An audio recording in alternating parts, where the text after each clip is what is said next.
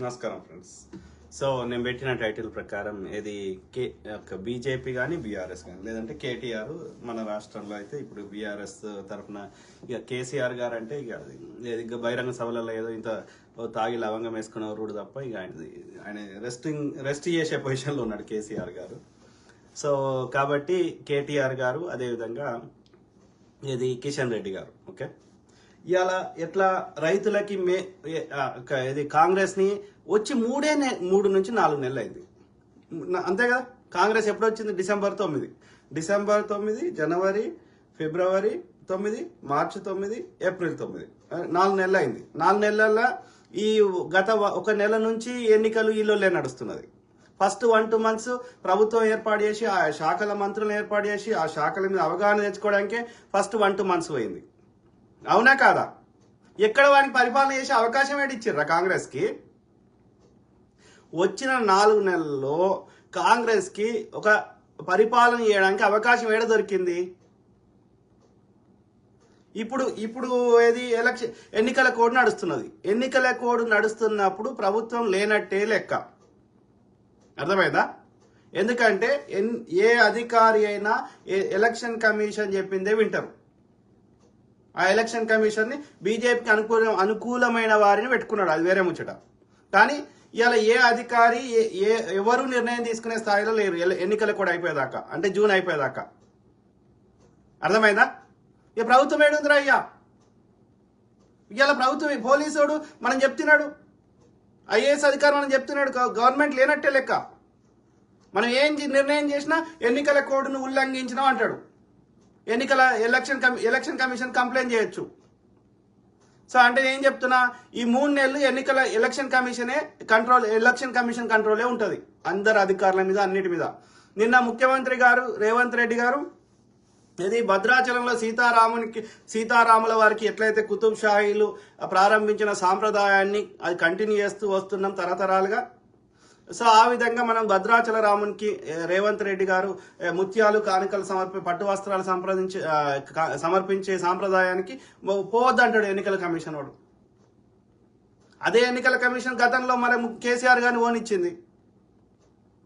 ఈ ద్వంద్వ నీతి ఉన్నది. కాబట్టి నేను ఏం చెప్తున్నా, ఈ వచ్చిన 4 నెలల్లో ఇప్పుడు ఈ 3 నెలలు ఈ యొక్క గత నెల నుంచి ఇప్పుడు ఇంకో 2 నెలలు, సో ఇది మొత్తం ఈ ఎన్నికలకు కూడా అమలవుతుంది. వచ్చిన కొత్తల్లో 1-2 నెలలు పరిపాలన యొక్క సెట్ కావడానికి టైం పడుతుంది. సో ఇదే కేసీఆర్ గారిని 5 ఏళ్ల తర్వాత 2 ఏళ్ల తర్వాత అడిగితే ఏమన్నాడు చెప్పండి? ఇదే కేటీఆర్ గారు మాది బుడ్డ రాష్ట్రము, ఇప్పుడే పుట్టిన రాష్ట్రము అన్నాడు 10 ఏళ్లలో. కానీ తెలంగాణ కొత్త రాష్ట్రం కాదు, పేరు ఒకటే కొత్త రాష్ట్రం. ఆంధ్రప్రదేశ్ కొత్త రాష్ట్రం. అర్థమైందా? సో అట్లాంటిది వాళ్ళకి వచ్చే వరకు ఒక నీతి చెప్తున్నారు, కాంగ్రెస్కి వచ్చేవారు ఇంకో నీతి చెప్తున్నారు. నేను ఎన్నికల ముందు చెప్పినా ఇప్పుడు చెప్తున్నా, కాంగ్రెస్ పార్టీ ఇచ్చిన హామీలు ఒక్కొక్కటి నెరవేర్చే ప్రయత్నం చేస్తుంది. చిన్న రాష్ట్రానికి కేసీఆర్ 2014లో కేసీఆర్ గారి చేతిలో తెలంగాణని పెట్టినప్పుడు 60 మొత్తం మనం తెలంగాణ మనకి స్వతంత్రం వచ్చినప్పటి నుంచి ఎప్పటి వరకు 2014 వరకు మొత్తం అన్ని ప్రభుత్వాలు చేసినప్పుడు 75,000 కోట్లు మాత్రమే తెలంగాణ రాష్ట్రంది. ఓకే, సో ఇది అప్పుడు కాంగ్రెస్ ప్రభుత్వం హయాంలో అంటే పరిపాలనలో 2004 నుంచి 2014 మధ్యలో మిగులు బడ్జెట్ ఉండే, అప్పులు చేయలే, సర్ప్లస్ ఉండే. సో అట్లాంటి రాష్ట్రాన్ని కేసీఆర్ గారు చేలో పెడితే 10 ఏళ్లలో 5 లక్షల కోట్ల అప్పులు చేసిండు. ఎవరు కట్టాలి అప్పు? ఈ 20% కంటే ఎక్కువ మనం అప్పులు కట్టడానికే పోతుంది. అసలు ఎప్పుడు కడతాం, మిత్తి ఎప్పుడు కడతాం? అంటే ఎంత దోసుకున్నాడు కేసీఆర్ గారు చెప్పండి. ఇలా దయ్యాలు వేదాలు వల్లిస్తుంటే కేటీఆర్ గారు ఇలా ఇది టీవీ9 మాదే ఉందని చెప్పి పోయి నీతి వాక్యాలు చెప్తా అంటే ఎవడు బాగుపడ్డారా? ఎందుకు ప్రజలు నీకు ఓటేయలేదు కేటీఆర్ గారు? నేను ప్రజలకి మళ్ళీ చెప్తున్నా, కాంగ్రెస్ ప్రభుత్వానికి 1 ఇయర్ నుంచి 5 ఏళ్ళు ఉంది మొత్తము పరిపాలనలో. 5 ఏళ్లలో వాళ్ళకి 10 ఏళ్ళు ఇచ్చినప్పుడు బీజేపీకి బీఆర్ఎస్కి 5 ఏళ్ళు తెలంగాణ ప్రజలు ఇచ్చిన టైంలో మొదటి 1-2 సంవత్సరాలు మాకు టైం ఇవ్వండి. మేము ఇచ్చిన హామీలు అందులో మ్యాక్సిమం నెరవేర్చే ప్రయత్నం చేస్తున్నాం. ఆ దిశగానే ఉచిత బస్సు కానీ, ఆ యొక్క పేదవాళ్ళకి ఉచిత సిలిండర్ కానీ, ఏమేమి పథకాలు ప్రారంభించినామో వాటిని చేసుకుంటూ వస్తున్నాం. ఇంకా వాటి ఫలితాలు అందరికీ అందాలంటే 1 to 2 years టైం ఇవ్వండి. 3 నెలలు అది దాన్ని టైం అనరు. అర్థమైందా? ఇదే కేసీఆర్ గారు 4 నెలల దాకా మంత్రివర్గం ఏర్పాటు చేయలేదు.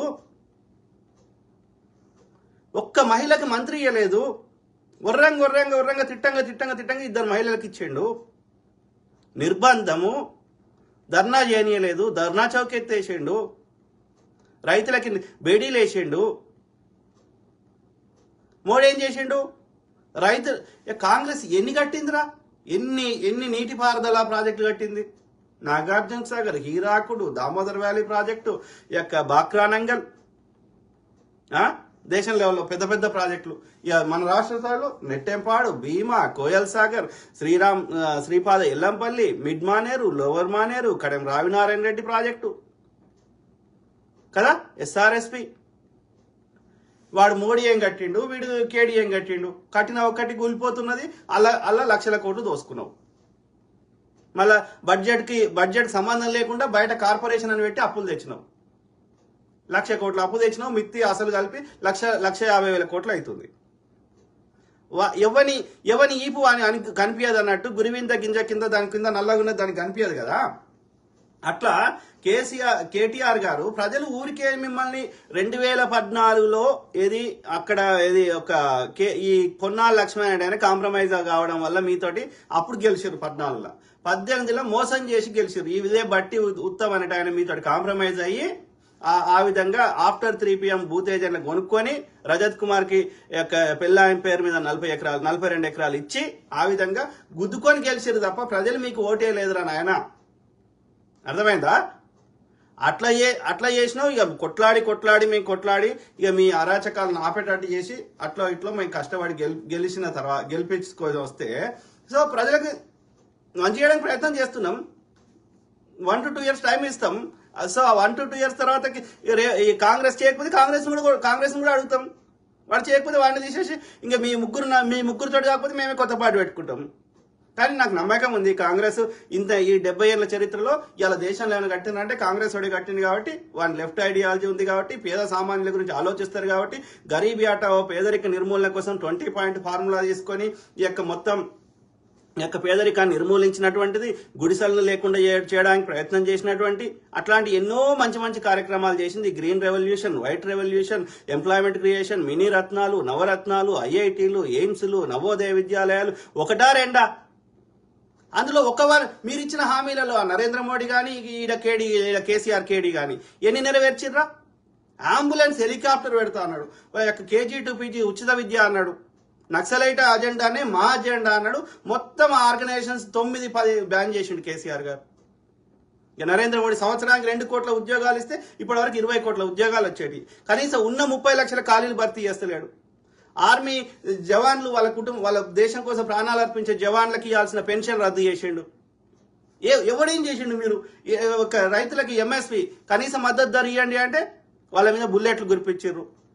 18 నెలలు ఇంట్లో పొలాల్లో పని చేసుకునే రైతులను రోడ్ల మీద తెచ్చారు. వాళ్ళని ఖలిస్తానని బురద తల్లిండ్రు. సో వాళ్ళ మీద ట్రాక్టర్లు ఎక్కిచ్చిర్రు. వాళ్ళకి కాంపెన్సేషన్ ఇవ్వరా అంటే మా దగ్గర డేటా లేదంటే 700 మంది చనిపోయిన వాళ్ళది.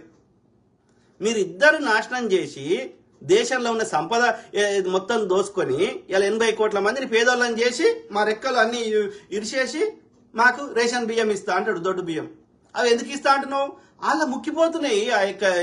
దాన్ని దాచిపెట్టడానికి జగ లేకుండా పోయింది. FCI food corporation of India కింద FCI కింద ఉన్న గోదాములలో ధాన్యము 10 ఏళ్ళకి సరిపడా 10 ఏళ్ల కంటే ఎక్కువ ముక్కిపోతున్నది. అది దాచిపెట్టలేకపోతున్నాం. అవి ఎవరు తింటారా? ఎవరు తిన్నాడు ఆ దొడ్డు బియ్యం? దాన్ని పాలిష్ పట్టి మళ్ళీ సన్న బియ్యం లెక్క మార్చి మళ్ళీ ఇస్తున్నాడు. వాళ్ళు ఏం చేస్తున్నారు? అమ్ముకుంటారు. వాళ్ళు ఈ దోశలోళ్ళకు వాళ్ళకి వీళ్ళకి అమ్ముకుంటే వాడు ఇడ్లీ దోశ వేస్తున్నారు. అర్థమైందా? తింటలేరు, అవి అమ్ముకుంటారు వాళ్ళు.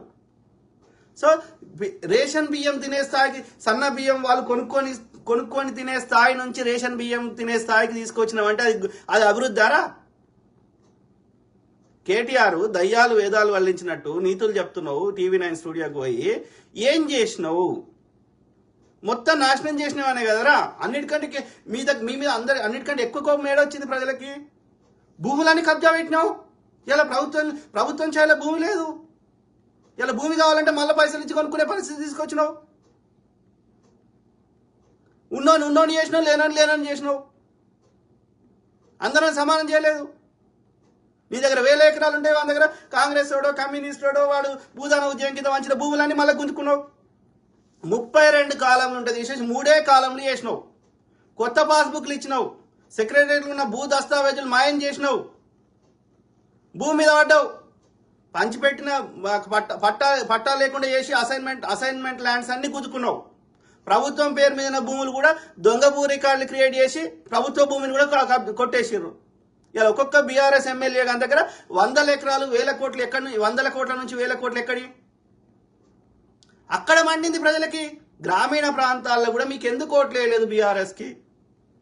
మీరు ఈ కాళేశ్వరం మీద భగీరథ మీద అన్నిటి మీద కాకతీయ మీద వీటి మీద తీసుకున్న కమిషన్లే కాకుండా మీరు అన్నిటికంటే ఎక్కువ పెద్ద లూటి చేసింది భూమి మీద. ఎక్కడ భూమి కనిపించినా వదలలేదు, నువ్వు కానీ నీ ఎమ్మెల్యేలు కానీ. అర్థమైందా? సో వాడికి బతుకు తెరువే భూమి కదరా. వాడు ఎకరమో అర్ధెకరమో మనం వంచిస్తే దాంట్లో ఎంతో కొంత ధాన్యం పండించుకొని అట్లా బతుకుతున్నారు. అట్లాంటి వాళ్ళని రోడ్డు మీద తెచ్చినావు కదా. ఒక్కొక్క దళితుని 3 ఎకరాలు ఇస్తా అని చెప్పి అలా అర్ధెకరం కూడా ఇవ్వలే కదా. కాంగ్రెస్ అట్లా ఇవ్వలే కదా. కాంగ్రెస్ వంచి ఇచ్చిందే కదా ఇల్లు, ఇందిరమ్మ ఇండ్లైనా భూములైనా. అవునా కాదా? వాళ్ళ బతుకులు మార్చే చర్యలు ఏం చేసిర్రా మీరు? నువ్వే అట్లా నువ్వు కేసీఆర్ అంటాడుగా చిల్లర పథకాలు ఏదో 2 ఇచ్చిండు కానీ వాని బతుకులన్నీ ఆగం చేసినావు. ఇక నరేంద్ర మోడీ అయితే ఆ చిల్లర లేదు, బోర్లర్ లేదు. వాడు మొత్తం జుమ్లానే. 15 లక్షలు తెస్తాను, 1 కూడా వేయలేదు. ఆయుష్మాన్ భారత్ అంటాడు. ఆడ మధ్యప్రదేశ్లో వాళ్ళు నెత్తినోరు కొట్టుకుంటారు. ఆయుష్మాన్ భారత్ కార్డు తీసుకోకపోతే ఎవరు ట్రీట్మెంట్ ఇస్తలేడు. ఎందుకని? ఆ హాస్పిటల్కి బిల్లులు పే చేస్తలేడు నరేంద్ర మోడీ. వాడు బాబానోళ్ళు దోచుకుంటూనే ఉన్నారు. తెలంగాణ ఒక్క గుట్టాన మిగిలిచ్చినవరా కేటీఆర్? కరీంనగర్ పరిసర ప్రాంతాలకు పోదాం పద, ఒక్క గుట్ట కనిపించదు ఇవాళ. అరే దేవుడు గుట్టలు కూడా దేనికో పెట్టుంటారు రా. గాలి భూమి యొక్క ప్రకృతి వైపరీత్యాల నుంచి కాపాడడానికి. అన్ని ఒక్క గుట్ట లేకుండా దోసుకున్నారు. దేన్ని వదిలినవరా? న్యాచురల్ రిసోర్సెస్ని వదలలేదు, భూమిని వదలలేదు. లేకపోతే ఈ యొక్క ప్రభుత్వం 5 లక్షల కోట్ల అప్పులు ఎట్లయితే, ఎందుకైతే 5 నుంచి 6 లక్షల కోట్లు. మళ్ళీ వచ్చిన 3 నెలలకే ఇది చేయలేదు, అది చేయలేదు, ఇది చేయలేదు, అది చేయలేదు.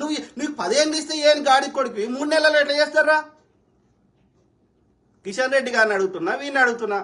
కాంగ్రెస్ ఇది చేయలేదు, అది చేయలేదు. వచ్చి రాగానే వాడు ఫస్ట్ స్టార్ట్ చేసిందే ఉచిత బస్సు ఇస్తుండు కదా. 10 లక్షల హెల్త్ ఇన్సూరెన్స్ ఇస్తుండు కదా. పేదవానికి ఉచిత కరెంట్ ఇస్తున్నాడు కదా. పేదవానికి గ్యాస్ సిలిండర్ ఇస్తున్నాడు కదా. ఇంకా దాంట్లో ఇంకా ఏమైనా వేరే వాళ్ళకి ఎవరికైనా రాకపోతే బట్టి గారు అందరు క్లియర్గా క్లారిఫై చేశారు కదా. 92% మందికి రైతు బంధు వేసినామని చెప్తున్నారు కదా. మీరు శ్రీశైలం ఒక పబ్లిక్ రోడ్లకు కూడా రైతు బంధు ఇచ్చిన వాడు. అమెరికాలో 1000 కోట్లు సంపాదించుకునే వాళ్ళకి కూడా 100 ఎకరాలు ఉన్న వాళ్ళకి కూడా రైతు బంధు ఇచ్చినావు నువ్వు. అవన్నీ బంద్ చేసినాం కదా. పేదవానికి సాయం చేయాలి కదరా. మిగతానికి బతుకు తెరువు చూపెట్టాలి కదా. ఏడ టైం ఇచ్చినావురా? ఏడాది నుంచి 2 ఏళ్ళు ఇయ్యరారా టైం? వానికి 10 ఏళ్ళు ఇస్తారు. వీనికి వాడు 3 నెలల దాకా మంత్రివర్గం ఏర్పాటు చేయడు. వీనికి ఇయ్యరారా టైం? అరే నేను ఎందుకు కూరుకుంటాం రా? అరే కేటీఆర్, నీ కాలంలో ఒక్క పరీక్ష జరిగిందారా? ఇప్పుడు నువ్వు నోటిఫికేషన్లు వేసినావు కానీ అన్ని పేపర్ లీక్లు చేసినావు కదరా. కాంగ్రెస్ వచ్చినాక ఆ నర్సులకి, ఇప్పుడు గురుకులాల పోస్టులకి ఒక 25 నుంచి 30 వేల పోస్టులు అన్నా వచ్చినాయి కదా. వచ్చిన 2-3 నెలలకి అన్ని చేసినప్పుడు ఎందుకు చేయర్రా? చేయకపోతే ఎందుకు కూరుకుంటాం? అక్రమ నిర్బంధాలు లేవు. ధర్నా చేసుకొని ఇస్తున్నాం. కాంగ్రెస్లో ఎవరున్నా సరే, అది రేవంత్ రెడ్డి గారైనా, ఎవరున్నా సరే, ఉత్తమ్ రెడ్డి గారైనా, బట్టి రెడ్డి గారైనా, ఇంకో రెడ్డి గారైనా, సో కాంగ్రెస్ విధానాలను పాటించాల్సిందే. 5 ఏళ్ళకు టైం ఇచ్చినాం. ఇప్పుడు పీకేది ఏం లేదు. ఈ 5 ఏళ్లలో చేయకపోతే అప్పుడు ఆలోచిద్దాం వేరే ఆల్టర్నేటివ్. కానీ నాకు నమ్మకం ఉంది, కాంగ్రెస్ అట్లా ఏదు, ప్రజలను వమ్ము చేయలేదు. తెలంగాణ ఇస్తా అన్నది ఇచ్చింది. డెఫినెట్లీ ఇచ్చిన హామీలన్నీ నెరవేరుస్తాం. ఓపిక అనేది అవసరం. అర్థమైందా?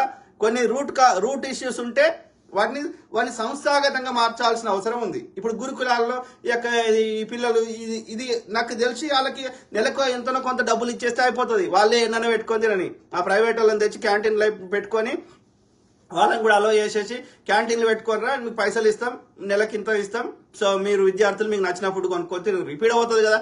వాడు హాస్టల్ ఒకటి దాచిపెట్టుకొని వాడు సరిగ్గా తిండి పెట్టక ఫుడ్ పాయిజన్ చేసి దీన్ని రాజకీయంగా వాడుకునే ప్రయత్నం చేసే బదులు ఆలోచించాలి.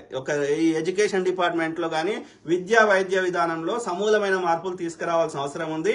వాటిని మోర్ ఎఫిషియెంట్గా చేయాలి, ప్రభుత్వానికి బర్డెన్ తగ్గియాలి, అట్ ద సేమ్ టైం ఆ ప్రజలకు కూడా నాణ్యమైనటువంటి విద్య, నాణ్యమైన వైద్యం చేయాలి. ఇట్లా ఒక్కొక్క పాలసీ చేయాలంటే దానికి టైం పడుతుంది. మేధావులతో చర్చలు చేయాలి, అందరి అభిప్రాయాలు తీసుకొని అందరికీ ఆమోదయోగ్యమైనటువంటి నిర్ణయాలు చేయాలంటే టైం పడుతుంది. ఒక 1 to 2 years టైం ఇవ్వండి. ఆ వచ్చి 3 నెలలు కాకముందే చేయాల్సి కొన్ని నెరవేర్చే ప్రయత్నం చేసినాం. ఆ లోపల ఎన్నికలు వచ్చినాయి, ఎక్కడ టైం దొరికింది? కాళేశ్వరం ఉంది, దాన్ని రిపేర్ చేయాలి. వాడు ఎల్ఎన్టీ వాడు మనకు వారంటీ ప్రకారం చేస్తాడా, చేయకపోతే మళ్ళీ మనమే ఒక 1000 కోట్లు సపరేట్గా పెట్టి అయినా మేడిగడ్డను రిపేర్ చేద్దామా ఆలోచించాలి. అట్లనే మళ్ళీ ఫ్యూచర్లో ఎలాంటి నీటి ఎద్దడి రాకుండా ఉండాలంటే రాణి రుద్రమదేవి గారు ఎట్లయితే లక్నవరం చెరువు, పాకాల చెరువు, అనేక గొలుసు కట్టు చెరువులు తవ్వినరో ఆ విధంగా మనం కూడా ఇంకా కొత్త చెరువులు తవ్వాలి, ఉన్న చెరువుల పూడిక తీయాలి. వర్షం నీళ్లు కానీ నదుల నీళ్లు కానీ సముద్రంలో కలవకుండా మనం వాటిని ఒడిసి పట్టుకోవాలి. భూమిలో పడ్డ నీళ్లు భూమిలోకి ఇంకెటాటి చేయాలి. అంత కాంక్రీట్ పెట్టకుండా అక్కడక్కడ చిన్న ఇప్పుడు మా మినసోటా రాష్ట్రం ఉంది అమెరికాలో, మా స్టేట్ క్యాప్షనే 10,000 లేక్స్ అని ఉంటుంది. 10,000 వాళ్ళు లెక్క పెట్టినే 10,000 అంటే ఇంకా లెక్క పెట్టని ఇంకో చిన్న గింటలు కలిపితే ఎన్నైతే. సో భూమికి అట్లా చేస్తే భూమి లోపలికి నీళ్ళు పోతాయి కాబట్టి అది మట్టి సారవంతం ఉంటుంది. ఎవడన్నా మొక్కలు పెరుగుతాయి, చెట్లు పెరుగుతాయి. అదేవిధంగా ఎవడన్నా బోర్ వేసుకుంటే బావి తవ్వుకుంటే నీళ్ళు వస్తాయి. కాబట్టి ఆ నీళ్లు భూమిలోకి పోయేటట్టు చేయాలి. ఉట్టినే మొత్తం కాంక్రీట్ వేసేస్తే అవి పోతే సముద్రంలో కలుస్తాయి. చెరువులు లేకుండా వేసేస్తే సముద్రంలో కలుస్తాయి. చెరువులు లేకుండా చేస్తారు, కుంటలు లేకుండా చేస్తారు, అన్ని నాశనం చేయబడతాయి. కాబట్టి ఈ సమస్యకు పరిష్కారం శాశ్వతంగా చేయాలంటే తప్పకుండా మేధావులతో చర్చలు చేయాలి. అట్లనే ఈ డ్రైనేజ్ వాటర్ ఇవన్నిటిని కూడా అది అండర్ గ్రౌండ్ డ్రైనేజ్ పెట్టి ఆ నీటిని కూడా భూమిలోకి ఇంకేటట్టు చేయాలి. ఇవన్నీ చాలా కార్యక్రమాలు ఉన్నాయి. మీరు నాశనం చేసారు. హుస్సేన్ సాగర్లో కొబ్బరి నీళ్ళు పోస్తా అన్నాడు, కనీసం ఒక చిన్న చర్యలు కూడా చేయలేదు. కాబట్టి మనకు టైం ఇస్తే ఒక్కొక్కటి నెరవేర్చడం జరుగుతుంది. టైంలు ఇవ్వలేదు, ఇవ్వలేదు, ఇది నెరవేర్చలే, అది నెరవేర్చలే చెప్తూనే ఉన్నారు కదరా. రేవంత్ రెడ్డి గారు చెప్తున్నారు, భట్టి గారు చెప్తున్నారు, ఉత్తమ్ రెడ్డి గారు చెప్తున్నారు, ప్రతిసారి వచ్చి చెప్తున్నారు కదా. ఆయా రంగం వ్యవసాయ శాఖ మంత్రి గారు చెప్పిండ్రు, తుమ్మల నాగేశ్వరరావు గారు చెప్పిండ్రు. ఇక వాళ్ళకి ఇప్పుడు ఎన్నికల కోడే ఉండే, ఇప్పుడు ప్రచారం చేయబట్టి ఇంకా ఇప్పుడు ప్రభుత్వం ఏడున్నది. ఇప్పుడు ఏమైనా అధికార చర్య తీసుకుంటే వాడు ఎన్నికల కమిషన్ అడుగుకుంటాడా, నోటీస్ పంపడా? దేనికైనా ఒక మీనింగ్ఫుల్ కంపారిజన్ ఉండాలి కదా. బీజేపీ బీఆర్ఎస్ ఎన్ని కథలు పడ్డా దానికి లెక్క కొలమానం ఉండదు. కాంగ్రెస్ వచ్చే వరకు పర్ఫెక్ట్ ఐడియాలు ఎక్స్పెక్ట్ చేస్తారు. ఎంతవరకు కరెక్ట్ అది? ఆకాశానికి ప్రింట్ చేసుకొస్తాడా రేవంత్ రెడ్డి? ఆకాశానికి ప్రింట్ చేసుకొస్తాడా? ఒక ఫుల్ బడ్జెట్ వచ్చిందా? ఒక 1 year ఫుల్ బడ్జెట్ పైసలు వచ్చినాయా? ఉందా? లెక్కలు వచ్చినాయా? పైసలు వచ్చినాయా? అప్పులు తెచ్చుకునే స్థాయి ఇప్పుడు ఉందా? ఏదన్నా పర్ఫార్మెన్స్ నిజంగా నువ్వు బేరీజ్ వేయాలంటే 1 to 2 years టైం ఇవ్వాలి. టైం ఇచ్చి ఆ 1 to 2 years తర్వాత వాళ్ళు నిజంగా కరెక్టే సరైన దారిలో పోతుర్రా, అడ్డదారిలో పోతుర్రా, దోసుకుంటుర్రా అనేది తెలుస్తుంది. 3 నెలల టైం కాలే. ఎందుకురా ఊకోరుడు? నీకు టైం, నీకు 10 ఏళ్ళు ఇచ్చినప్పుడు నువ్వేం చేసినావు? ఆ రకుల్ ప్రీతి, ఆ ప్రీతి, ఈ ప్రీతి, సమంత, గీలతో మంచు లక్ష్మి, బొంచు లక్ష్మి, అనసూయ గీలతో తిరిగినావు కదరా నువ్వు. అందరు వ్యభిచారులతో తిరిగినావు తప్ప ఏం చేసినావు?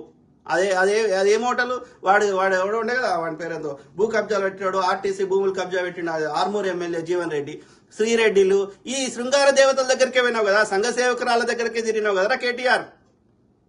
ఏం చేసినారా నువ్వు? నీ అయ్యనేమో తాగి అంటుండే, నువ్వేమో ఈ ఆడల సోకుండే. నీ ప్రగతి భవన్లో రోజు వచ్చి లంచ్ తినేటోళ్ళే, నీకు అడ్వైజర్గా ఉన్నోళ్ళే చెప్పిర్రు.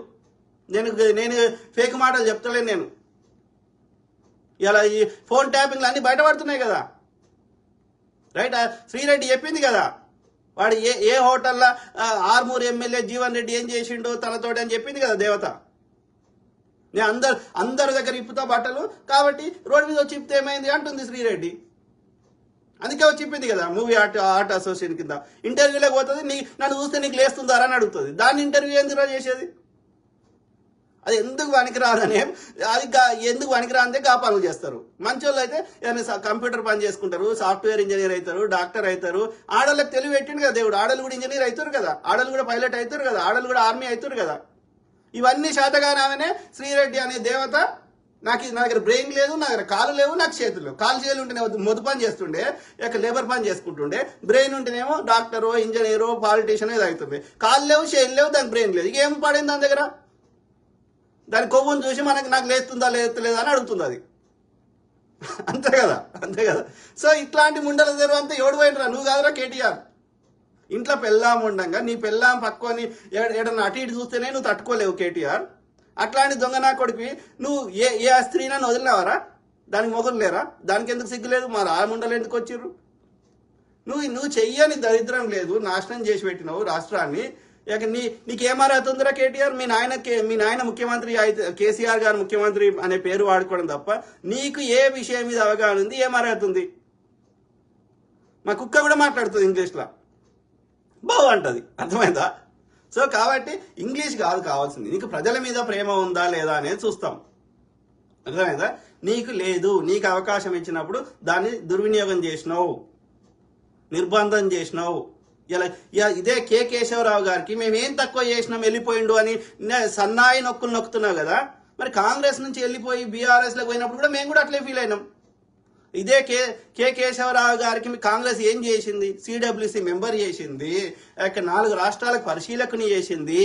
ఇదే కె కేశవరావు గారిని పిసిసి ప్రెసిడెంట్ చేసింది. ఇదే కె కేశవరావు గారిని జనరల్ సెక్రటరీ చేసింది. ఇదే కె కేశవరావు గారిని పిసిసి అధ్యక్షుడు చేసింది. ఇట్లా ఎన్నో మంచి ఆయనకు గుర్తింపు ఇచ్చింది. అది ఆయన కూడా నిన్న చెప్తున్నాడు. అదే కె కేశవరావు అంత సీనియర్ నాయకుడు, మీ తండ్రి వయసు, మీ తండ్రి కంటే పెద్ద వయసు వాడు నిన్న ఏడుస్తున్నాడు. మీరు చూడండి, టీవీ 9లో వచ్చింది. ఎందుకు ఏడుస్తున్నాడు? ఆయన చిన్న కొడుకు ద్వారా తన యొక్క తండ్రికి, అంటే కె కేశవరావు చిన్న కొడుకు కేశవరావు గారికి నువ్వు కాంగ్రెస్ పార్టీలోకి పోయినవు అంటే నువ్వు నాకు చచ్చిపోయినట్టు సమానం అని ఆ కొడుకుతోటి స్టేట్మెంట్ ఇప్పించిండు. మా కుటుంబంలో తగాదాలు పెడుతున్నాడు ఈ కేటీఆర్ అనే లుచ్చన కొడుకు అని ఏడుస్తున్నాడు పెద్ద ఆయన.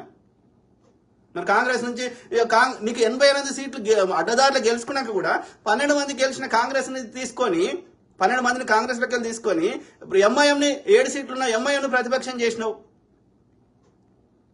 మళ్ళీ ఇవాళ నీతులు చెప్తున్నావు.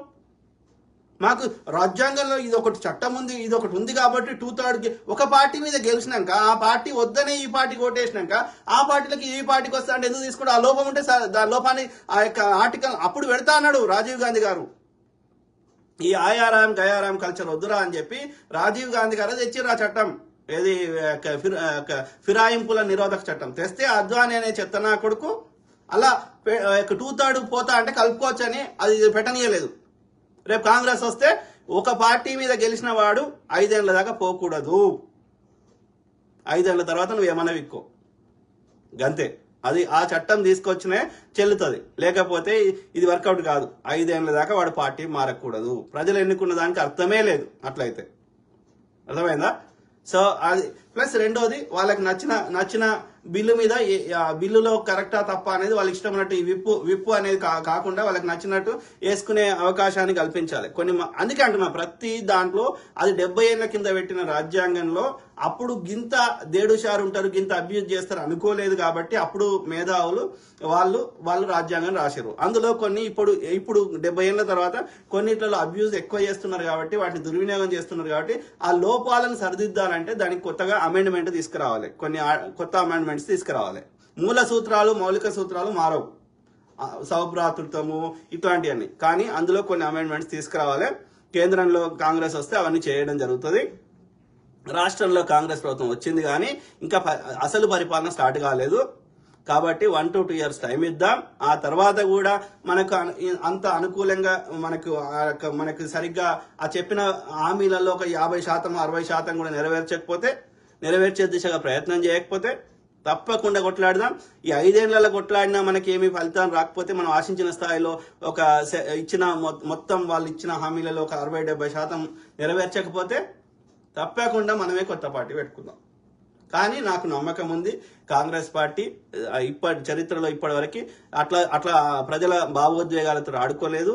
వాడు మనం స్కాములు అంటారు కదా, ఈ స్కాములు అనేది దొంగ నా కొడుకులు.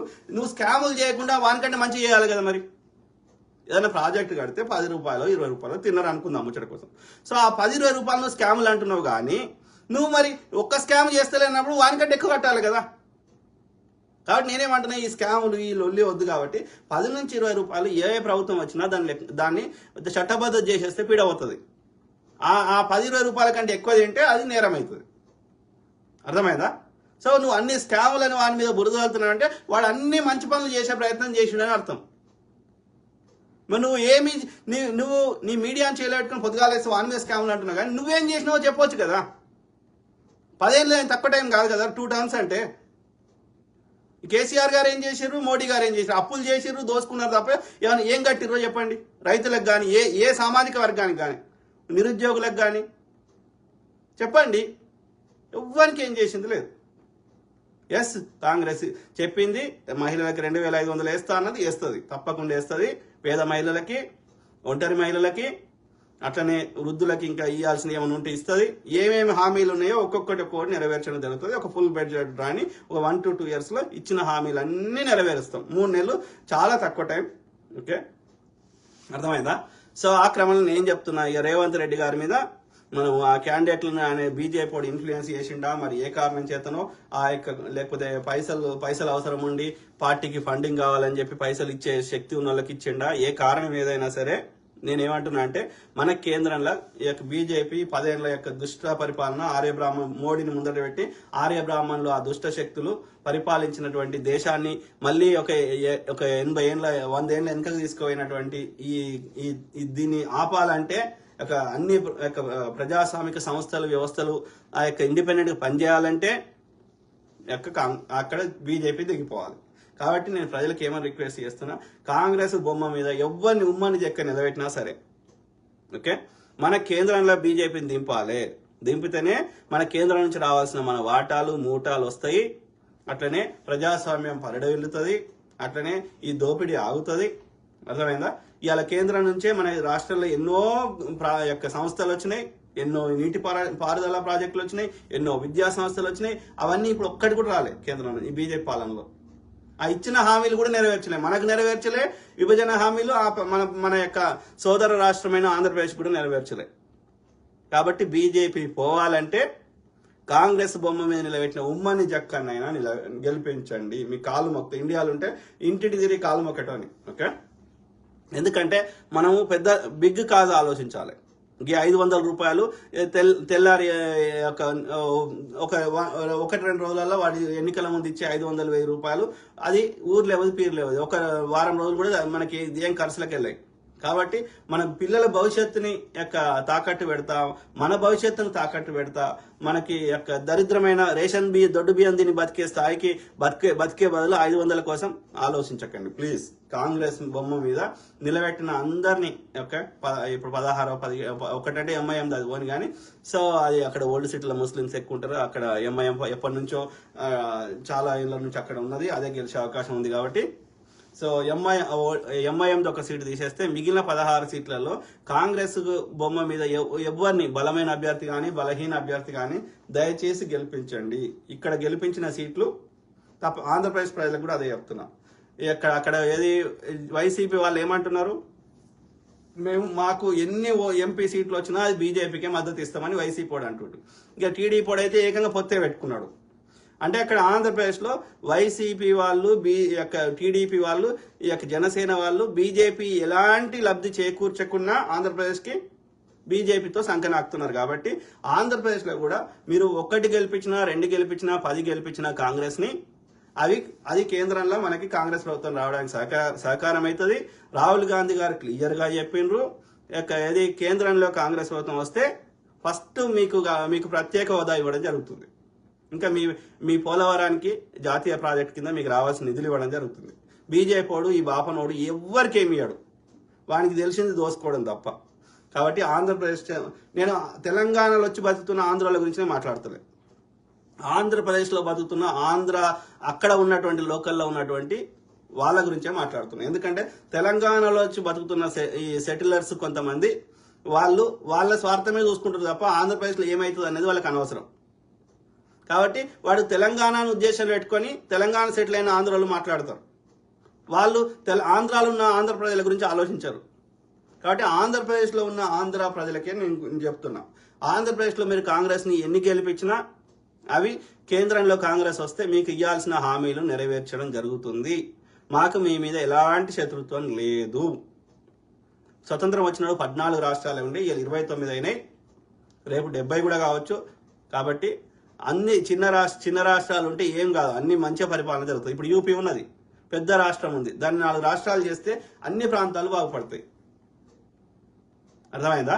సో కాబట్టి ఆంధ్రప్రదేశ్ కూడా ఇవాళ ఆంధ్రప్రదేశ్ సపరేట్ కాకపోతే హైదరాబాద్ చుట్టే డెవలప్ అయ్యేది, ఆంధ్రాలో ఏమీ జరగకపోతుండే. ఇలా ఆంధ్రప్రదేశ్ ప్రభుత్వం ఏమైనా చేసినా, ఏమైనా అభివృద్ధి చేసినా ఆంధ్రప్రదేశ్లో జరుగుతుంది. కాబట్టి చిన్న రాష్ట్రాలు ఎప్పుడైనా ప్రగతికి సోపానాలు. అర్థమైందా? భారతదేశానికి విడిపోతా అంటే తప్పు, కానీ భారతదేశంలో ఉన్నంత వరకు అది ఎలాంటి తప్పు కాదు. అర్థమైందా? బ్రిటిష్ కాలంలో వాడు 2/3 భూమి గుంజుకుంటేనే మిగిలిన 1/3 భూమిని 356 సంస్థానాలు ఉండే, అంటే మిగిలిన 2/3 భూములు ఎంత ఉండే ఆలోచించండి. అంటే 1000 చిన్న రాష్ట్రాలు ఉండే అని అర్థం. అర్థమైందా? సో కాబట్టి కాంగ్రెస్ని తెలుగు రాష్ట్రాల్లో ఎన్ని సీట్లు అయితే అన్ని గెలిపియండి. కేంద్రంలో మనం అధికారంలోకి వస్తాం. అధికారంలోకి వస్తే మన 2 తెలుగు రాష్ట్రాలకు రావాల్సిన ఎన్ని వచ్చినట్టు చేసుకుందాం. గతంలో వచ్చినాయి, మళ్ళీ వస్తాయి. ITR ప్రాజెక్ట్ వస్తుంది, ఆంధ్రప్రదేశ్కి రావాల్సినవి కూడా వస్తాయి. మాకు మీ మీద ఎలాంటి శత్రుత్వం లేదు. మీరు బాగుపడదాం, మేము బాగుపడదాం, అందరం బాగుపడదాం. తెలుగు జాతి సగర్వంగా బతకాలి. ఓకే, ఇవాళ వచ్చి చేసేది అంతా నాశనం చేసి ఇవాళ నీతులు చెప్తా అంటే ఎట్లా కలుస్తుంది? కొంతమందికి టికెట్ల విషయంలో ఒకటి ఈ రిజర్వేషన్ అనే నాకు అనుభూతి అయితే లేదు. రిజర్వేషన్ కాదు, సమన్యాయం అనే దాంట్లో తప్పకుండా కొన్ని ఈ ABCD వర్గీకరణ కావాలి, SC STలలో వర్గీకరణ కావాలి. ఎందుకంటే STలలో ఒక వర్గం వారే మొత్తం లబ్ధి పొందుతున్నారు, SCలలో ఒక వర్గం వారే లబ్ధి పొందుతున్నారు. కాబట్టి SC STలలో వర్గీకరణ కంపల్సరీ చేయాలి. ఓకే, ఆ 50% కోటా ఎత్తేసి 20% మేనేజ్మెంట్ కోటా వదిలేసి మిగిలిన 80%లో అందరికీ వాళ్ళ జనాభా ఆధారంగా వాళ్ళ వాటా వాళ్ళకి కేటాయించాలి. ఓకే, అట్లీస్ట్ 33% మహిళలకి, 33% బీసీలకి, ఇంకా మిగిలిన ఎవరెవరికి ఎంత ఉందో అదంతా కేటాయించాలి. ఇవి ఇంక్లూడింగ్ అగ్రకులాలకు కూడా వాళ్ళ వాటా వాళ్ళకి కేటాయించాలి. అందరికీ ఒకటే కట్ ఆఫ్ మార్క్ పెట్టాలి. 99 మార్కులు అవసరం లేదు. అరౌండ్ 100కి 60 మార్కులు 70 మార్కులు వస్తే చాలు. ఆ ఇచ్చిన పని చేస్తే చాలు. ఆ పని రిలేటెడ్ ప్రశ్నలు అడగాలి. 60 నుంచి 70 మార్కులు వస్తే చాలు, ఫస్ట్ క్లాస్ వస్తే చాలు. సో ఆ తర్వాత అందరికి ఒకటే కట్ ఆఫ్ మార్క్ పెట్టాలి. వాళ్ళకి 60 మార్కులు కూడా తెచ్చుకునే స్థాయి లేకపోతే వాళ్ళకి ట్యూషన్ చేసి చెప్పుకో, 10 సార్లు రాయి ఎగ్జామ్, దానికి కావాల్సిన ఖర్చులు కానీ దానికి సంబంధించిన సహకారం కానీ చేస్తాం. కానీ 60 మార్కులు రాకుండా, నీకు ఆ పని తెలియకుండా నీకు ఉద్యోగం ఇవ్వడం జరగదు. అర్థమైందా? సో అట్లా కొన్ని మార్పులు చేసుకుంటే వానికి టాలెంట్ లేని వాళ్ళు వస్తున్నారు, 30 మార్కులు వచ్చినాడు వస్తున్నాడు, అవసరం లేదు. 30 మార్కులు కాదు, అది వ్యక్తికి క్వాలిఫికేషన్ కాదు, అది ఉద్యోగానికి క్వాలిఫికేషన్. ఒక ఉద్యోగం ఉంది, 10 క్వాలిఫైడ్ ఉంటే లాటరీ సిస్టమ్ పెట్టాలి. అట్లా కొన్ని మార్పులు చేసుకుంటే అందరికి సమన్యాయం దొరుకుతుంది. మోడీ అనేట ఆయన జనాభా లెక్కలు చేస్తలేడు, కులగణన లెక్కలు చేస్తలేడు. అట్లనే ఈ యొక్క మహిళా బిల్లు మహిళల ఓట్ల కోసం పెట్టిండు, కానీ దాన్ని ఇంప్లిమెంట్ చేస్తలేడు. దానికి 100 క్లాజులు పెట్టిండు. అదేమున్నది? 1/3 సీట్లు మహిళలకు ఇస్తే అయిపోయింది కదా, ఏముందల్లా? దానికి ఎందుకు జనాభా లెక్కలు చేయలేదు 2021లో? కానీ కాంగ్రెస్ ప్రభుత్వం జనాభా లెక్కలు చేస్తూ ఉంటుంది, ఈ యొక్క కులగణన చేస్తూ ఉంటుంది. కాంగ్రెస్ పాలిత రాష్ట్రాల్లో బీజేపీని వ్యతిరేకించే రాష్ట్రాల్లో చేస్తున్నారు. కాబట్టి కాంగ్రెస్ అందరి గురించి ఆలోచిస్తుంది, కొందరి గురించి కాదు. ఇలా ఎస్సీ ఎస్టీ అట్రాసిటీ చట్టం తెచ్చిందంటేనే కాంగ్రెస్, ఇలా రిజర్వేషన్ సిస్టమ్ అమలు చేస్తుందంటేనే కాంగ్రెస్ ప్రభుత్వం. అర్థమైందా? సో అట్లా అనేకం చేసింది. ఇలా దళితులు పక్కా ఇళ్లలో ఉంటున్నారంటే కారణం కాంగ్రెస్. ఇలా దళితులు 1 ఎకరమో 2 ఎకరాల భూమిలో పంటలు పండించుకుంటారంటే కారణం కాంగ్రెస్. మిగతా బీజేపీ బీఆర్ఎస్ వాడు అవార్డులు ఇస్తాడు, ఏం చేసుకోవాలరా? అంబేద్కర్ గారిని న్యాయశాఖ మంత్రి చేసి రాజ్యాంగం రచించే బాధ్యతను అప్పచెప్తే ఆయనకున్న ఐడియాలను రాజ్యాంగంలో పెడితే ఇలా వాటి ఫలితాలు మనం అనుభవిస్తున్నాం. అవార్డులు ఇచ్చినంత మాత్రం నాకు బోవెట్టాయి కదా. ప్లస్ కాంగ్రెస్లో ఉన్న లీడర్లకు కూడా వాళ్ళు అవార్డులు ఇచ్చుకోలేదు. అప్పుడున్న ప్రెసిడెంట్లు కొందరు వాళ్ళు ఇచ్చిర్రు, ఓకే. కానీ మనకు డే టు డే లైఫ్లో ఏమైనా యూజ్ అయ్యే విధంగా చేసింది మాత్రం కాంగ్రెస్ పార్టీ, ఓకే. సో అందుకే ఏమంటున్నా అంటే ఈ ఒక 1 to 2 years టైం ఇద్దాం. ఆ లోపల ఇంకా మనం ఏం కావాలని అని అడుగుదాం. ఇంకోటి ఏంది, కొంతమంది Raghu journalist, Judson brother, Sharath Chandra advocate, ఇంకా ఎవరెవరో ఉన్నారు, వాళ్ళు బురదాలు ఒకటే పట్టుకున్నారు. ఎస్, జడ్సన్ అన్న కష్టపడ్డాడు కాంగ్రెస్ పార్టీ తరఫున, ఆయన గుర్తింపు ఇచ్చేది ఉండే, ఆయన పార్లమెంట్ పార్టీ నుంచి సస్పెండ్ చేసేది కాకుండా అంతవరకు కరెక్ట్ చేస్తా. రేపు ఆయన ఎమ్మెల్సీ కింద నిలబడితే ఆయన కూడా ఆయనకు ఓటేది గెలిపిమని చెప్తున్నా.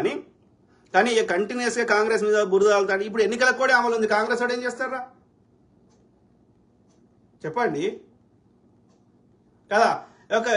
అంటే ఇక ఇప్పుడు బీజేపీ, మీరు ఇప్పుడు ఇదే జడ్సన్ అన్న తీసుకుందాం, బీఆర్ఎస్ ని విమర్శించిన దానిలో, కాంగ్రెస్ ని విమర్శించిన దానిలో 1% అన్న జడ్సన్ అన్న బీజేపీని విమర్శిస్తాడా? ఇదే రఘు జర్నలిస్టు మోడీ చేసే పాపాలు తప్పులు కనిపిస్తలేవు రఘు జర్నలిస్ట్కి? ఇది శరత్ చంద్ర అడ్వకేట్ గారికి మోడీ చేసే పాపాలు కనిపిస్తలేవా? ఎలక్టోరల్ బాండ్స్ దోపిడీ కనిపిస్తలేదా? నేనేమంటున్నా, మీరు నిజంగా ప్రజలకు మంచి చేసే ఉద్దేశం ఉంటే రాష్ట్ర ప్రభుత్వాన్ని ప్రశ్నించండి, కేంద్ర ప్రభుత్వాన్ని ప్రశ్నించండి. ఒక్క బీఆర్ఎస్ని టార్గెట్ చేసి బీఆర్ఎస్ లేకుండా చేసేసి దాని స్థానంలో బీజేపీని తెస్తా అంటే బీఆర్ఎస్ ఓడే దరిద్రుడు అంటే వీనికంటే 100 రెట్లు దరిద్రుడు బీజేపీడు. కేసీఆర్ గారి హయాంలో చిల్లరనో గొల్లరనో వచ్చినాయి. బీజేపీ పాలిత రాష్ట్రాలు ఇది కూడా లేదు కదా. రోజు హిందూ ముస్లిం గొడవలు, చర్చిల మీద దాడులు, మహిళలను నగ్నంగా ఊరేగించుడు, బుల్డోజర్ గుద్దుడు, డిటెన్షన్ సెంటర్లు, ఈ యుద్ధ వాతావరణం తప్ప పెట్టుబడులు, ప్రశాంతత ఎక్కడన్నా ఉన్నదా? నువ్వు గుజరాత్ మోడల్ అంటే గుజరాత్లో కూడా పోయి చూడండి. అహ్మదాబాద్ లాంటి పెద్ద నగరాలు తీసేస్తే ఆ గ్రామీణ ప్రాంతాల్లో భయంకరమైన పరిస్థితి. మధ్యప్రదేశ్, ఒక్క బీజేపీ పాలిత రాష్ట్రంలో అభివృద్ధి లేదు, ఒక ఐటీ కంపెనీలు లేవు, ఏమీ లేవు. ఎవడొస్తాడు రోజు కొట్టుకునే దగ్గరికి? ఎవడొస్తాడు? నా కంపెనీ కాలబెడతారో ఏం చేస్తారో అన్న దగ్గరికి ఎవడు పెట్టుబడులు పెట్టుకొని వస్తాడు? ఎవడు వాని కంపెనీ కాలబెట్టుకుంటాడు? ప్రశాంతత ఉండొద్దా? ఎందుకు? ఓట్ల కోసమే కదా నువ్వు అన్నదమ్ముల మధ్య కొట్లాడ పెడుతుంది. ఇన్నేళ్ళు 100,000 సంవత్సరాల నుంచి అన్నదమ్ములే కలిసి ఉన్నాం అందరము, హిందూ ముస్లిం అందరము, సిక్కులు అందరము. సో వాళ్ళు ఎట్లా శత్రువులైన నాకు? అట్లా అనుకుంటే ఇవాళ ఆర్మీలో మొత్తం సిక్కులోనే ఉన్నారు. మన ఆర్మీ సిక్కులు బాగా మంచి పోరాట పటిమ ఉంది, వాళ్ళ ప్రాణాలకు లెక్క చేయకుండా కొట్లాడతారని చెప్పి బ్రిటిష్ వాడు తీసుకొని World War I, World War II మన ఆర్మీని వాడుకున్నాడు. అర్థమైందా? 5 చేతులు కలిస్తేనే అది ముట్టి అవుతుంది కదరా. మనం విడిపోతే బలహీనం అవుతాం కదా. అరే ఎవరు ఏ దేవుని మొక్కుంటే నాకు వచ్చే నష్టం ఏంది? నా దేవుని మొక్కుంటే నన్నేమంటున్నారు? అది వ్యక్తిగత విశ్వాసం. దాన్ని రాజకీయాలకు ఎందుకు తీసుకొస్తున్నావు? కరెక్ట్ కాదు కదా. ఇప్పుడు నేను శ్రీరామనవమి చేసుకుంటా అంటే ముస్లింలు వద్దనలే కదా. వై ప్రజల్ని ఎందుకు తప్పుదో పట్టిస్తున్నావు? యువకులని విషయం ఎందుకు నింపుతున్నావు యువకుల లోపల? నాకు తిండి కావాలి కదా, కట్టుకోవడానికి బట్ట కావాలి కదా, నేను బతకడానికి కావాల్సిన నాకు కావాలి కదా. హిందూ అయినా ముస్లిం అయినా ఫస్ట్ నేను మనిషిని కదా. తర్వాత నేను అదొక విశ్వాసం, అదొక నమ్మకం కదా. నాకు పుట్టినప్పుడు నాకు తెలియకుండా నేను ఒక ముస్లిం తల్లి పుట్టినా అనుకో, నేను హిందూ కుటుంబంలో పెరిగితే ఎవరికి తెలుస్తుంది నేను ముస్లిమా హిందూ అని? నేను చెప్పుకుంటే తప్ప దేవుడు మన యొక్క శరీర మీద ఏదైనా స్టాంప్ వేసి ఇస్తలేడు కదా నువ్వు హిందూ ముస్లిం అని, చెప్తలేడు కదా అట్లా. అంటే ప్రకృతి దగ్గర ఎక్కడ డిఫరెన్స్ లేనప్పుడు ఉన్నదానికంటే ఉన్నతంగా బతకడానికి ఏ మతం చెప్పినా అదే ముచ్చట చెప్తారు. కొట్టుమని చెప్పదు. ఏ మతంలో కూడా వేరే అన్య మతస్థుని కొట్టుమని ఎక్కడ రాయాలి? ఏ ఖురాన్లో రాయాలి? ఏ బైబిల్లో రాయాలి? జిహాద్ అని అంటుండు కదా. జిహాద్ అంటే వాని అరబిక్ భాషలో పవిత్ర యుద్ధం. ఎవరి మీద పవిత్ర యుద్ధం? దేనికి పవిత్ర యుద్ధం? చదవండి. వాళ్ళు 2 ట్రైబ్స్ వాళ్ళు, 2 జాతుల తెగల వాళ్ళు కొట్లాడుకున్నారు. మేమే మహమ్మద్ ప్రవక్తకి నిజమైన వారసులము అంటే మేమే నిజమైన వారసులము. అర్థమైందా? ఒకరు కొడుకు సైడు, ఒకడు అల్లుల సైడు. అర్థమైందా? ఈ యొక్క క్యాలిఫ్ అంటే తెలుసు కదా, క్యాలిఫట్. సో ఖిలాఫత్ మూవ్మెంట్ కూడా వచ్చింది అప్పుడు. నేనే నిజమైన వారసుని అంటే నేనే నిజమైన వారసుని ప్రాఫెట్కి, మహమ్మద్ ప్రవక్తకి. సో ఆ క్రమంలో ఒక తెగవారు ఇంకో తెగని ఇప్పుడు అంటే అవి అన్ని బిల్డింగ్లు వచ్చినాయి, డెవలప్ అయింది, ఆయిల్ వచ్చినాక అప్పుడు అంతా ఎడారి ప్రాంతాలు ఇవి, ఎడారి దేశాలు ఇవి, ఏవి దుబాయ్, సౌదీ ఇవన్నీ. సో ఒక తెగవారు ఎడారిలో పోతుంటే ఇంకో తెగవారు వాళ్ళని చంపిర్రు, వాళ్ళ మీద దాడి చేసిర్రు.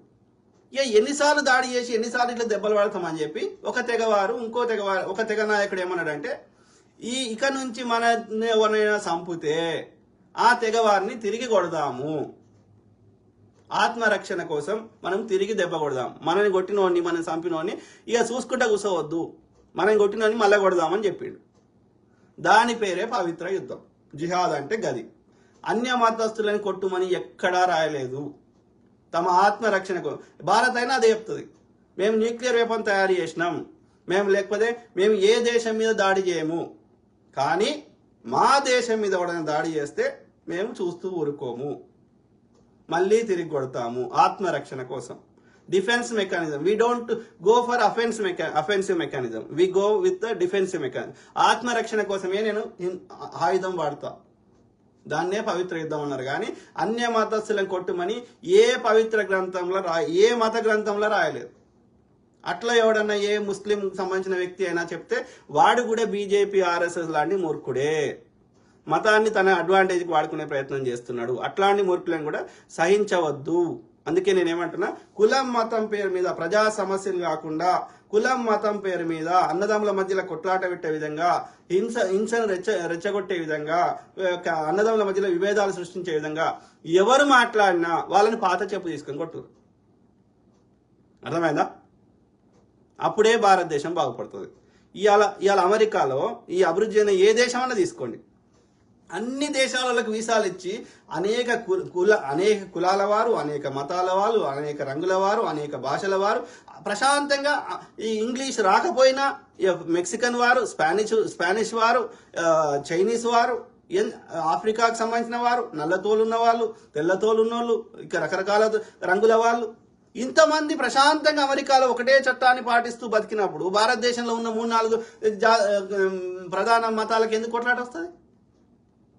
వస్తలేదు, రాలేదు. 500 సంవత్సరాలు ముస్లిం రాజులు పరిపాలించారు మన యొక్క హైదరాబాద్ని. ఎప్పుడు రాలేదు కొట్లాట? హిందూ ముస్లిం గొడవలు కాలేదు. కలకత్తాని 500 సంవత్సరాలు ముస్లిం రాజులు పరిపాలించారు. ఎప్పుడు రాలేదు కొట్లాట? ఎక్కడెక్కడైతే బీజేపీ ఆర్య బ్రాహ్మణి పాలన ఉందో అక్కడనే గొడవలేని, అప్పుడు ఇప్పుడు ఎప్పుడు. ఎందుకని? ఇవి చేయిస్తుందే బీజేపీ వాని స్వార్థం కోసం. భారతదేశంలో జరిగిన 99% దాడులు బీజేపీ హయాంలోనే అయినాయి. బీజేపీ వాడే చేయించాడు.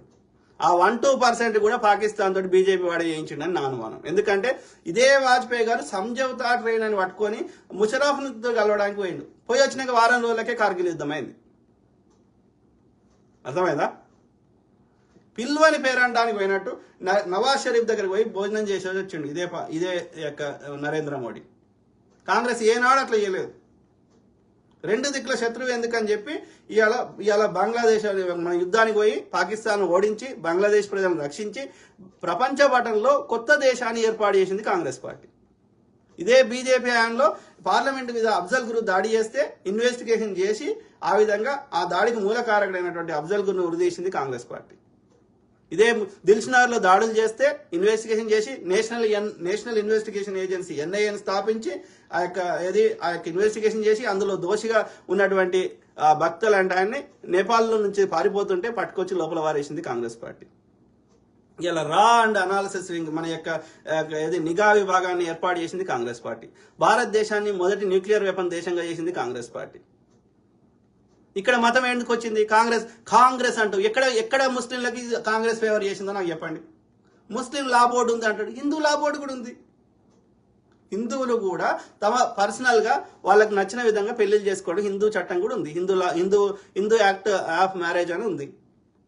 అవును, కామన్ యూనిఫామ్ క్రిమినల్ కోడ్ ఉంది. నేరం చేస్తే, దొంగతనం చేస్తే ఏ మతం వాడికైనా సేమ్ శిక్షలు ఉన్నాయి. ఎవరిని చంపితే, మర్డర్ చేస్తే ఏ మతం వాడికైనా సేమ్ శిక్షలు ఉన్నాయి. కామన్ క్రిమినల్ కోడ్ ఉంది. కామన్ సివిల్ కోడ్ సాధ్యం కాదు. ఎందుకంటే ముస్లింలైనా హిందువులనే 100 రకాల తెగలు ఉన్నాయి. ఇప్పుడు ఎస్టీలనే చెంచులు, కోయలు, యొక్క లంబాడాలు, ఇంకా రకరకాల జాతులు ఉన్నాయి. అట్లా ఒక్కొక్కరికి ఒక్కొక్క ఆచార వ్యవహారాలు, ఒక్కొక్క తిండి కల్చరు, ఒక్కొక్క జీవన విధానం ఉంది. అవన్నీ యూనిఫామ్ ఎట్లా చేస్తుంది? చేస్తున్నావు అంటే అవన్నీ వాళ్ళ యొక్క అస్తిత్వాన్ని వదిలేసి ఆ బ్రాహ్మణుడు చెప్పినట్టుగా బతుకమని చెప్తున్నావు. ఎట్లా సాధ్యం? అది సాధ్యం కాదు అట్లా. కాబట్టి యూనిఫామ్ సివిల్ కోడ్ అనేది సాధ్యం కాదు. అది ఒకవేళ ఇంప్లిమెంట్ చేయాలని ప్రయత్నం చేస్తే అత్యధికంగా వ్యతిరేకత వచ్చేది హిందువుల నుంచే. అర్థమైందా? సో కాబట్టి ఇక్కడ ఏది ఈ యొక్క భారతదేశంలో జరిగిన అన్ని దాడులకు మూల కారణం ఏది బీజేపీ, ఆర్ఎస్ఎస్, ఆర్య బ్రాహ్మణులు వాని అధికారం కోసం మాత్రమే. ఒక 10% ఉన్న ముస్లింస్ దోచుగా చూపెట్టి 90% ఉన్న 80 నుంచి 90% ఉన్నటువంటి హిందువులలో సగం మంది ఓటేసిన, 30 నుంచి 40 మంది ఓటేసినా నేను గెలుస్తా అని పొద్దుగా లేస్తే ముస్లింలని ఆ యొక్క ఇది భారత ఆర్మీని చేలుంటుంది, భారత పోలీసుల్ని చేలుంటారు, నీ యొక్క ఆర్మీ నీ ప్రైవేట్ ఆర్మీ అయినటువంటి ఆర్ఎస్ఎస్, నీ చెడ్డీ గ్యాంగ్, పారామిలిటరీ దళాలు ఉంటాయి, నీ నిఘా సంస్థలు ఉంటాయి, ఈ యొక్క సెక్యూరిటీ కెమెరాలు ఉంటాయి. ఇన్ని ఉండగా 10% కూడా లేని ముస్లిం వాడు 80 నుంచి 90% ఉన్న హిందువులు ఎందుకు కొడతాడు? వాళ్ళకి ఏం అవసరం? Common sense. ఇన్నేళ్ల నుంచి లేని యుద్ధం ఇప్పుడు ఎందుకు వస్తుంది? బీజేపీ పరిపాలించే రాష్ట్రాలనే బీజేపీ పరిపాలించడం ఎందుకు అవుతుంది? పుల్వామా దాడి జరిగింది, దేశంలోకి 200 కేజీల ఆర్డీఎక్స్ ఎందుకు వచ్చింది అనేది ఇప్పటి వరకు ఇన్వెస్టిగేషన్ జరిగిందా? దోషికి శిక్ష పడ్డదా? ఆర్టీఐ కింద డేటా అడిగితే నో డేటా అవైలబుల్ అంటది ఎన్డీఏ కూటమి. No data available. ఏది అడిగినా నో డేటా అవైలబుల్. సో నువ్వు దోపిడీ చేసుకుంటూ నీ దోపిడీ నుంచి ప్రజల దృష్టి మరల్చడానికి ఈ మతం పిచ్చి లేపుతా అంటున్నావు. ఎంతవరకు కరెక్టు ఆలోచించండి. నా హిందూ సోదరులారా, సోదరీమణులారా, మనము ఈ బీజేపీ పార్టీ పుట్టక ముందు మన హిందుత్వం పాటించినాం. బీజేపీ పార్టీ ఏ కారణం చేత ఎత్తేసినా మన హిందుత్వాన్ని పాటిస్తాం. హిందుత్వానికి ఎప్పుడూ థ్రెట్ లేదు, అప్పుడు లేదు, ఇప్పుడు లేదు. ఇంకా ఇప్పుడు ప్రపంచవ్యాప్తంగా హిందుత్వం చాలా పెరిగింది. కొన్ని దేశాల్లో 30-40%, మోర్ దాన్ 50% కూడా హిందువులు ఉన్నారు.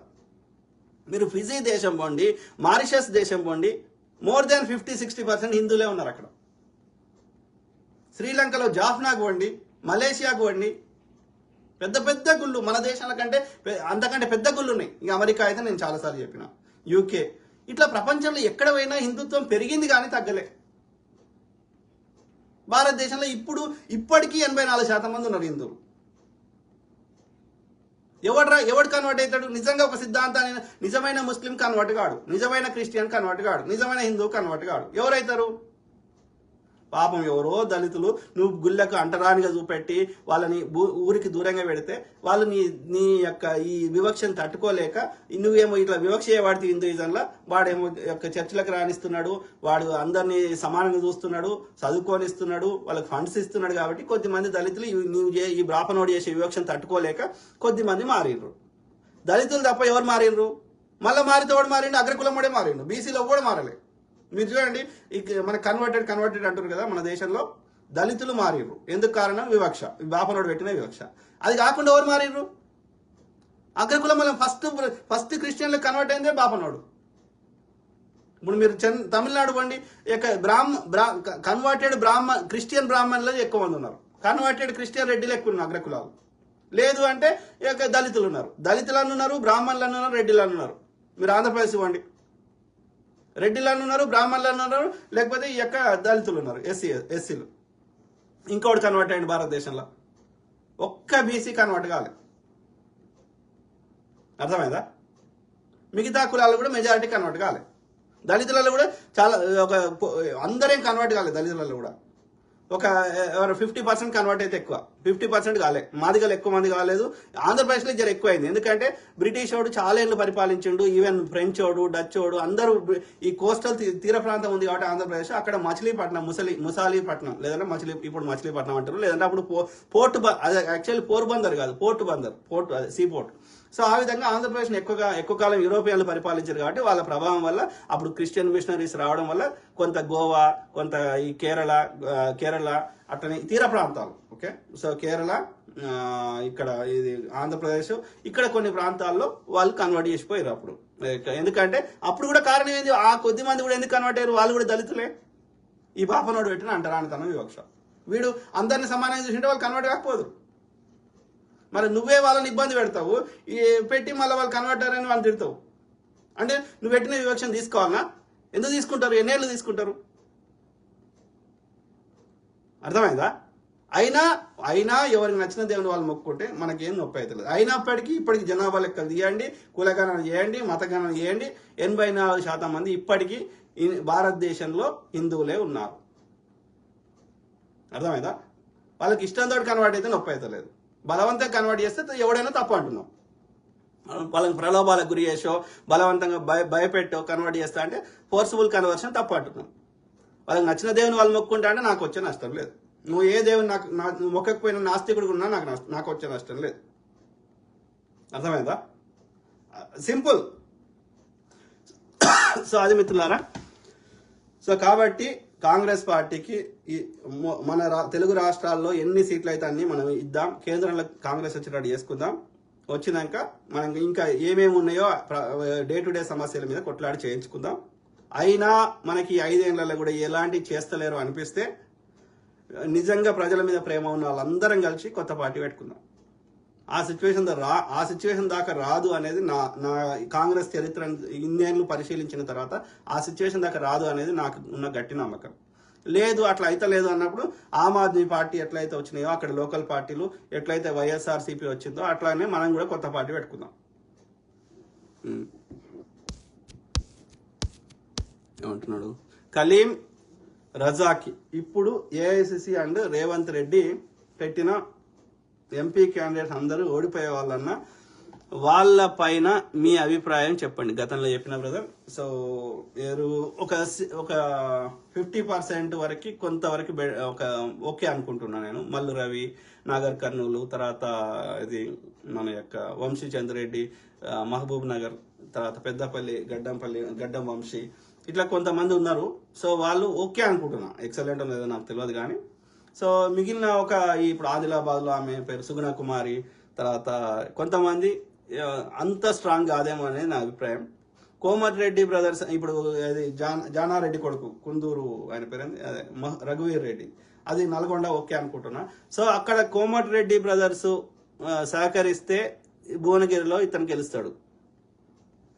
కాబట్టి రేవంత్ రెడ్డి గారు ఒంటెత్తి పోకుండా నేనేమనుకుంటున్నా నాకు తెలియదు, నేను ఊహాగానం చేస్తున్నా.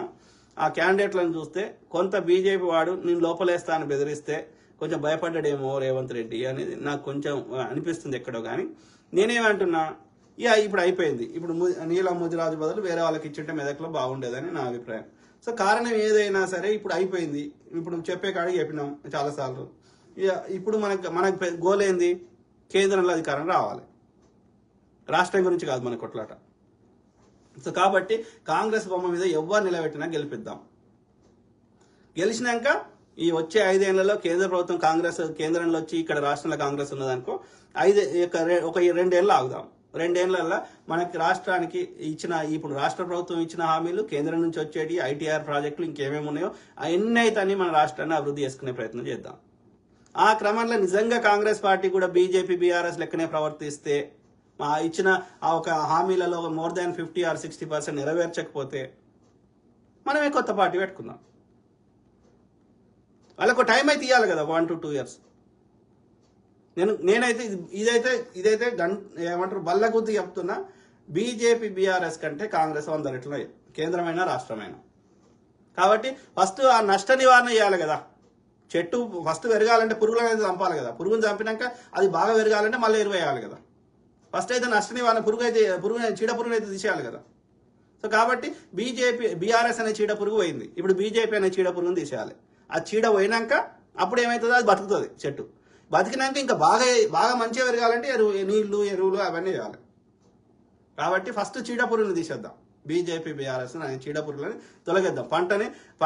పంటకి ప్రజలనే, దేశం అనే, రాష్ట్రం అనేటువంటి పంటకి పట్టినటువంటి చీడ పురుగులని, బీజేపీ బీఆర్ఎస్ అనే చీడ పురుగులని సస్య నివారణ చేద్దాం. ఆ నివారణ అయిపోయినాక పంటని అభివృద్ధి చేసుకునే ప్రయత్నం చేద్దాం కాంగ్రెస్ అనే ఇది ఎరువు ద్వారా. సో ఆ కాంగ్రెస్ అనే ఎరువు మనకి పనిచేస్తలేదు, దానివల్ల కూడా ఆశించిన ఫలితాలు వస్తలేవు, ఆ పంట ఎదుగుతలేదు అన్నప్పుడు మనమే కొత్త ఎరువు ప్రజల నుంచే కొత్త ఎరువు వస్తుంది. చూద్దాం, ఓపిక పడదాం. సో అదే బ్రదర్, ఒక 50% వరకు ఓకే క్యాండిడేట్లకు ఇచ్చిండు, 50% బీజేపీ బెదిరియడం వలన కారణం ఏదైనా అంత బలమైన వాళ్ళకి ఇవ్వలేదు అనేది నా అభిప్రాయం. ఇది ఎంపీ టికెట్లు రేవంత్ రెడ్డి గారు ఎందుకు అనేది ఆయన చెప్పాలి. కలీం రజాకి అన్న ఒకసారి వీడియో కాల్లో యాడ్ చేయండి అన్న, చూద్దాం బ్రదర్. ఇదే ఈ మీ చదివినాక సో అది ఎట్లా బ్రదర్ యాడ్ ఎట్లా యాడ్ కొట్టి నీ పేరు మీద కొట్టొచ్చా ఇట్లా? Bring them on the video, చూద్దాం. అనేబుల్ టు యాడ్ గెస్ట్ అంటుండ్రు, they can't join your broadcast at this time. వస్తలేదు బ్రదర్, కలీం రజాకి యాడ్ అవుతలేదు. Unable to join your broadcast at this time, unable to add guest. వస్తలేదు brother, నువ్వు request పంపి వస్తుందేమో నాది.